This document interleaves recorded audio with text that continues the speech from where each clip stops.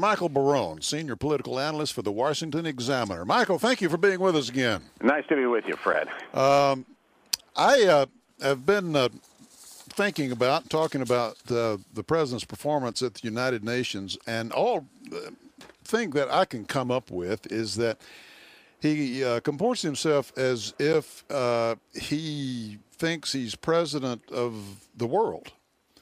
Well, and he takes a global position on the issues, some of which affect America's security.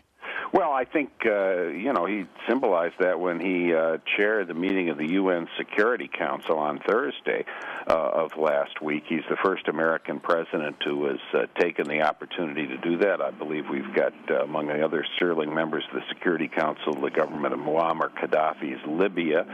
Fortunately, Mr. Gaddafi wasn't there to make a 69-minute question. Or read the Chinese menu. Or read the Chinese, yeah. Well, he wasn't there, but we did see the president assured us in the second paragraph of his speeches that this was not about me, as he said, unquote. Which means it translated to English. That means it is about me. It's not about the money. He referred in the second paragraph to the expectations that accompany my presidency around the world. I'm not sure those expectations are all what he thinks they are. Some of them may just think that some of our enemies may just think that they expect him to be a soft touch. Mm-hmm. I was startled by the use a fancy word, solipsistic point of approach of Obama's speech. It really was all about me. I mean, it is my deeply held belief, he said, in the year 2009, that's the only year in which Barack Obama has ever been president of the United States, more than at any point in human history, the interests of nations and peoples are shared. Well, unfortunately, they're not shared quite as widely, the interests of nations, as we could wish they are. The interests of the Kim Jong-il clan in North Korea, the mullahs of Iran, seem to be rather different than the interests of the United States and of our allies and friends around the world. And, he said those words on Thursday when he knew, as he was briefed before he became president, that the Iranians were building secretly a second uranium enrichment plant in the military base near the sacred town of Qom. I'm not sure if I'm pronouncing that correctly. That's what I've heard. QOM, as it's transliterated. He's had that information all along, and yet he's spoken in this emollient way, and I have to believe that it's based on a supposition. He had this knowledge when he spoke in Cairo. He had this knowledge when the people took to the streets in Tehran and tried to rid themselves of their dictators. You have a piece in the Examiner where you talk about cognitive dissidence. Yes.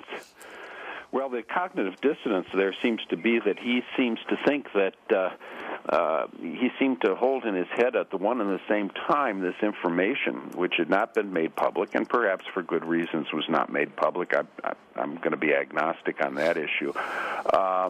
About this second uranium enrichment, and yet he talks in this emollient way that if they could just get together and realize that my middle name is Hussein, everything, we should all be ducky and happy together.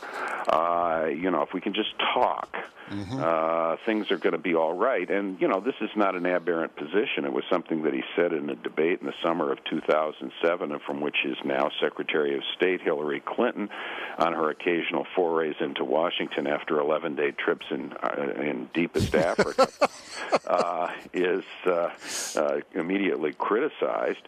But he does seem to have this belief that somehow he can transform these people into enemies, that somehow they will see that our interests are the same. In the meantime is what concerns me. And he talked about, he emphasized, and he clearly has at the top of his priority list, nuclear disarmament. As Iran, which is signatory to the Nuclear Non-Proliferation Treaty, goes about doing what they're doing it. The Indians are doing what they're doing.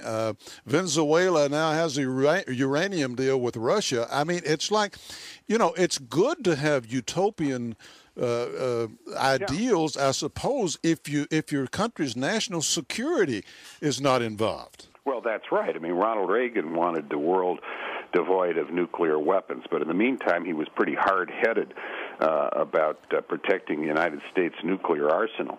We've been reducing our nuclear forces over the years in consonant with changed conditions after the end of the Cold War. That arguably has been a good policy.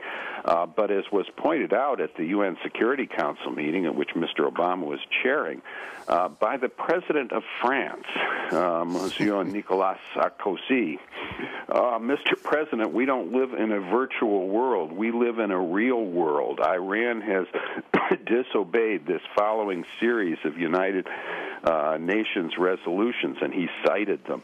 And North Korea has done this, and so forth. We have to deal with this real world. So we are being tutored in hard-headed, realistic politics by the president of a country that used to contain some of our foremost critics, France. And economic policy by the communist Chinese. Yeah, don't get too much debt, folks. So it's, I think Mr. Sarkozy attempted to bring our president back to Michael, reality from dreamland. Let's hope so. Let's hope so. Keep up the good work. Thank you for joining us again today.